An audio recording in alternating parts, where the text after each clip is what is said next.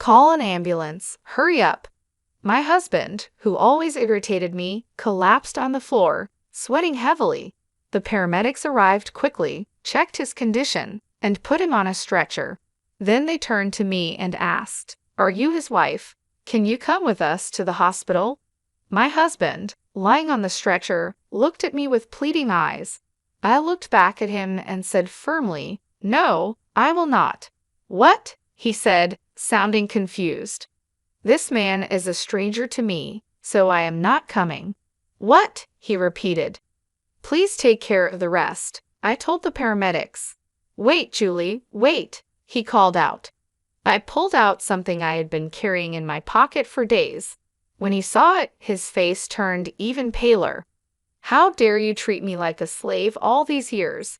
This is my revenge. I will never forgive you." My name is Julie.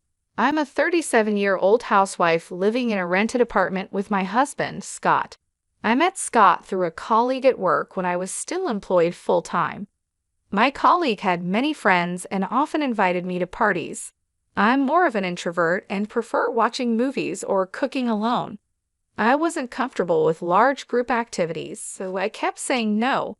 One time, a colleague invited me to a barbecue with his friends. At first, I refused as usual, but my colleague insisted, and I ended up going. On the day of the barbecue, there were so many people there. One of them was Scott, who later became my husband.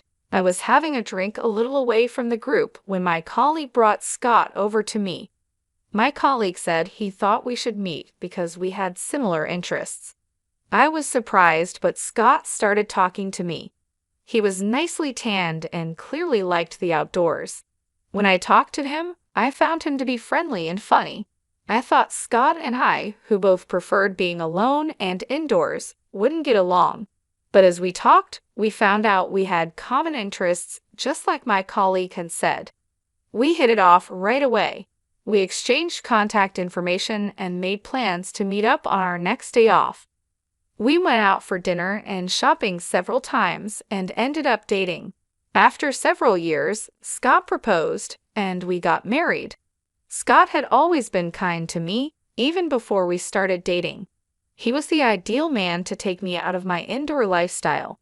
That didn't change after we got married, but over the past few years, he started to say and do things that made me uncomfortable. I quit my job and became a housewife because Scott wanted me to. However, he often made sarcastic remarks about it. For example, when I got sick and was late cooking dinner, he came home and said, "Hey, why isn't my dinner ready yet?" "Hi, sorry. I was sick today. I had to rest earlier and couldn't get up. Can you take a bath first?" I replied. "Huh? What's that? You're a housewife. You should at least take care of the meal," he said.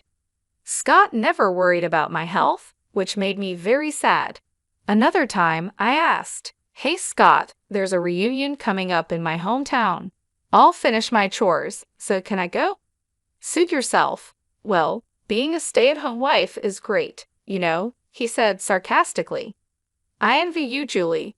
You could play around with the money your husband makes. He's usually so nice to me, carrying my purse and bringing me flowers after work. But sometimes he acts like a jerk. I even thought maybe he wanted me to work, so I suggested taking a part-time job. But Scott insisted that wasn't the case. In the end, I was still a full-time housewife. One day, one of Scott's relatives called me out of the blue. I picked up the phone, feeling a little defensive. The relative on the other end of the line called my name in a panic, saying, "Scott's mother has collapsed." I froze for a moment at the unexpected news. According to my relative, she had gone to visit my mother-in-law a few hours earlier and found her lying in the yard. She called an ambulance, which rushed to the scene and took my mother-in-law to a general hospital. I prepared myself in a panic and ran out of the house. When I arrived at the hospital, I was told her condition was still too unpredictable. As we were talking about this, Scott came running in, out of breath. We moved to the hospital room to check on my mother-in-law. She was lying in bed, covered with various tubes, and it was painful to watch. "Mom," my husband called out to her, but of course she did not respond. Scott stayed in the hospital room for the rest of the day, and I decided to go home and get everything we needed for the hospital stay. After a while, my mother-in-law recovered enough to sit up by herself. However, she still needed help with everything. I'm glad she's able to get up. I wonder if she will be able to walk again if she continues her physical therapy. When my mother-in-law's discharge date was approaching next week, I mentioned it to Scott. Then he started to say something I didn't understand. "Oh yeah, are you ready? We'll be leaving this house next week, so you'd better start packing our stuff." I couldn't understand what he meant. Scott seemed annoyed, as if he didn't like my reaction. "We don't need this house since we're going to live with my mom at my parents' house. You are still as dense as ever, aren't you?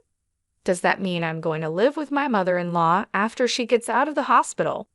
I never heard anything about that. What? Did you decide to move in together without talking to me? Have you already canceled the lease on this house? I asked, feeling shocked and upset. My husband became even more grumpy. "Of course, I've already canceled the lease. It's the right thing for us to do as a family, to live together and help her." "Don't tell me you don't want to live with her, do you? I'm the one who makes our living, so I won't accept any complaints," he said, then stomped back to his room. I couldn't believe Scott would take such a hardline approach. I can't believe he's canceling the lease on this apartment. I had no choice but to move out.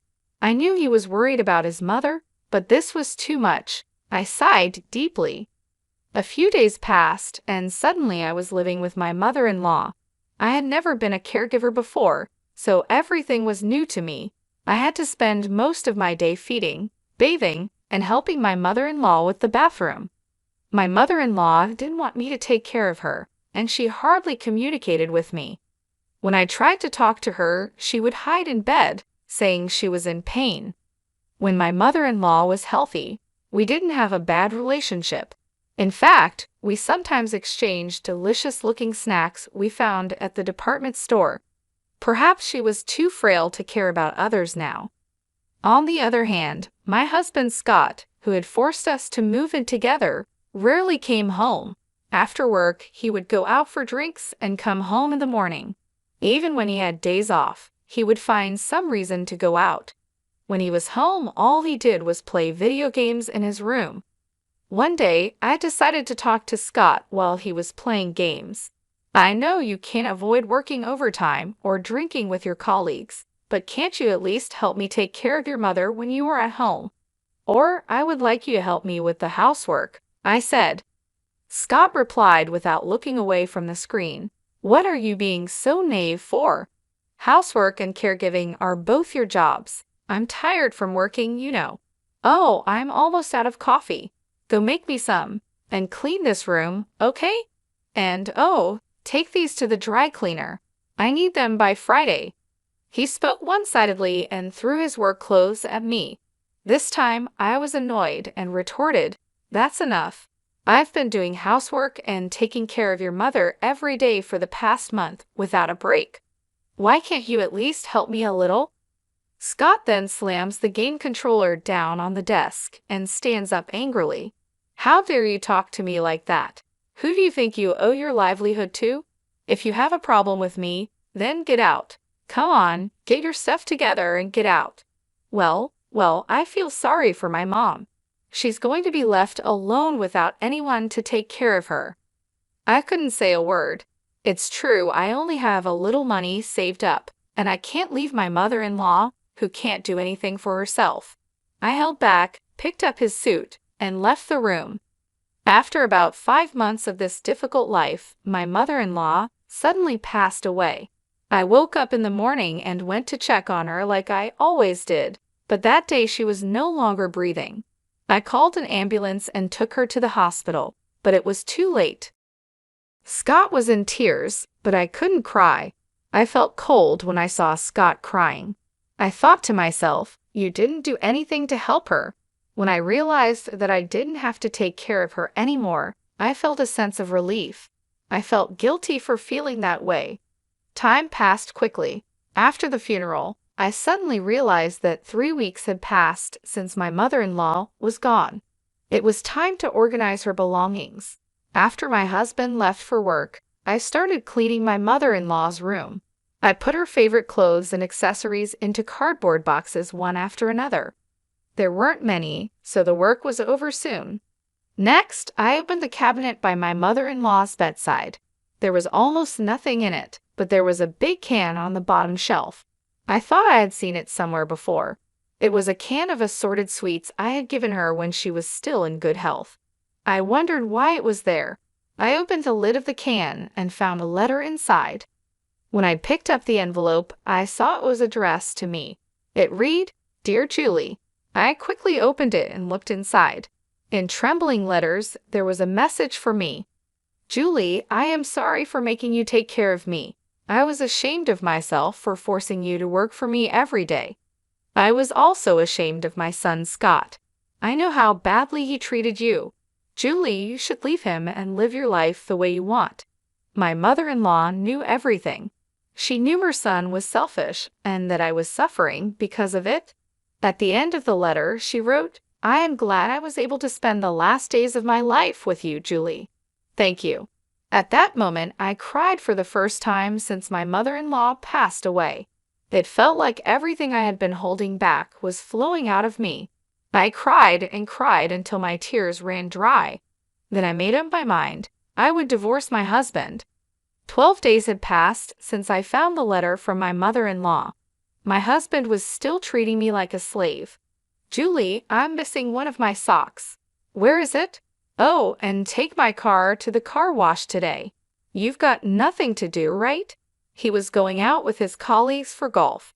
I guess he completely forgot, but today was our wedding anniversary. Well, I didn't care about it anymore. "What are you going to do while I'm golfing?" "You can't just sit around, you know. You have to prepare dinner, clean my room, and clean the bathroom. You have a lot to do." His arrogance left me speechless. "Hey, you hear me? Bring me my sock and a jacket. Hurry up, or I'll be late." At that moment, Scott fell to the floor, clutching his stomach. He was in pain and sweating. He told me to call an ambulance, his words coming out with difficulty. I froze, feeling sad about the situation. Scott yelled at me, "Hurry up, you're really useless. Can't even call an ambulance." Hearing these words, I became strangely calm. Then I called 922, and within minutes, an ambulance arrived with paramedics. The paramedics quickly checked Scott's condition and placed him on a stretcher. They turned to me and said, "You are his wife, aren't you? Would you come with us to the hospital?" Scott looked at me with pleading eyes as he was placed on the stretcher. I looked him right in the eye and said, "No, I will not." I said it firmly, without hesitation. "What?" Scott's voice came out as if he had lost his mind. "This man is a stranger to me, so I am not coming. Please take care of the rest," I said firmly. Then I confronted Scott with something I had been carrying in my pocket for the past few days.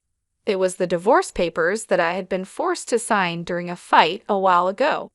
My husband had always told me that if I disobeyed him, he would serve me with the divorce papers.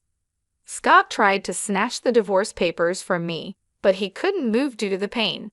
He had to lean back on the stretcher without any effort. "Excuse me, but please leave now," I told the paramedics, who finally took my husband away. In the ambulance, he must have looked like a poor husband whose wife had given him a divorce. He should be embarrassed. I watched the ambulance leave and then went back to the house. It took a long time, but the divorce papers were accepted, and the divorce was officially finalized. While Scott was in the hospital for a week, I was busy packing my belongings and sending them to my parents' house. One day, I ran into Scott at the grocery store. He looked desperate. "Julie, please don't do this to me. You love me, don't you? Please don't leave me. I admit I've made some mistakes. You listened to me no matter what I said, so I just got carried away," he said, looking completely pathetic. "The divorce is already finalized. It's too late for you to act so fragile. Go ahead and live your life as you please," I replied. He looked shocked his hands shaking and his face turning pale. "Well, that's that then. Bye," I said, turning away. It had been 5 months since Scott and I had divorced. One day, Scott showed up at my parents' house. He was ringing the intercom and calling out my name so loudly that I had no choice but to see him. Sure enough, he wanted me to get back together with him. "Julie, please, I can't live without you," he pleaded. I looked at him and shook my head. "Scott, we're done. It's over. You need to move on," I said, trying to stay calm. He looked like he was about to cry, but I had no sympathy left for him. He had made my life miserable for so long, and I was finally free. Scott didn't give up easily. He kept coming back, trying to talk to me, trying to convince me to give him another chance. Each time, I stood my ground. "No, Scott, we're not getting back together. You need to accept that," I repeated over and over. It wasn't easy. There were moments when I felt a pang of guilt, moments when I wondered if I was being too harsh. But then I remembered all the times he had belittled me, all the times he had made me feel worthless. I remembered the letter from my mother-in-law, and I knew I was doing the right thing. One day, I found a new place to live. It wasn't much, just a small apartment, but it was mine. I moved in, set up my things, and started a new chapter in my life. It felt good to be in control, to make my own decisions without anyone telling me what to do. I found a part-time job at a local bookstore. It didn't pay much, but it was enough to get by. More importantly, it gave me a sense of purpose, a reason to get up in the morning. I made new friends, started new hobbies, and slowly I began to rebuild my life. Scott eventually stopped trying to contact me. I heard through mutual friends that he had moved to another city, started a new job. I wished him well, but I was glad he was no longer a part of my life. Looking back, I realized that leaving Scott was the best decision I had ever made. It wasn't easy, and it took a lot of courage, but it was worth it. I was finally free to be myself, to live my life on my own terms. And that was the greatest gift I could have ever given myself. When I kept quiet, he began to tell me about his current life. "I can't cook because you always did all the housework," he said. "Now, I only eat TV dinners or go out to eat." He admitted he had gained 20 pounds since the divorce. It was clear to see the extra weight on his face and stomach. He went on, "I don't know how to do laundry either. My shirts are wrinkled and smell bad, making me look dirty." It was true his clothes were a mess, and he looked unkempt. "I finally realized how much you did for me, Julie. If I don't fix this, people at work won't respect me," he said, starting to cry. But I knew those tears were just to make me feel sorry for him and get me back to being his servant. There was no way I was going back to that life. "If you don't leave, I'll call the police," I said firmly, treating him like a stranger. Scott got scared and left the house, crying. "I'm sure he won't bother me anymore. At least, I hope so. My ex-husband seems to be having a hard life now, but I am doing quite well. I stayed at my parents' house for a while, but now I rent a small apartment and live alone. My standard of living is lower than when I lived with Scott, but I enjoy having my own time and space. I thought it would be hard to find a job at my age, but a friend of mine knew someone who was retiring, and I got a job to take her place. I feel so happy to spend time and money only on myself without anyone telling me what to do. From now on, I want to take care of myself at my own pace. It's the beginning of a new chapter in my life. I have learned to enjoy the little things, reading a book in peace, cooking my favorite meals, and decorating my apartment just the way I like it." Scott tried to contact me a few more times, but I ignored him. Once, he showed up at my parents' house, ringing the intercom and calling my name loudly. I had no choice but to see him. He pleaded with me, saying, "Julie, please, I can't live without you." I looked at him and shook my head. "Scott, we are done. It's over. You need to move on," I said calmly. He looked like he was about to cry again, but I had no sympathy left for him. He had made my life miserable for so long, and I was finally free. I started making new friends and picking up new hobbies. I joined a book club and started taking yoga classes. I even took a cooking class and learned how to make new dishes. My life was finally my own, and I loved every moment of it. One day, while walking in the park, I ran into an old friend from school. We talked for hours, catching up on lost time. It felt good to reconnect with people who knew me before I was married. It reminded me of who I was and who I wanted to be. Looking back, I realized that leaving Scott was the best decision I had ever made. It wasn't easy, and it took a lot of courage, but it was worth it. I was finally free to be myself, to live my life on my own terms. And that was the greatest gift I could have ever given myself. Every day, I wake up with a sense of peace and happiness. I am no longer bound by someone else's expectations. I am living for myself, and it feels wonderful. I am excited about the future and all the possibilities it holds. From now on, I will take care of myself, follow my dreams, and live my life to the fullest. This is just the beginning of a new and exciting chapter in my life. I am ready to embrace it with open arms.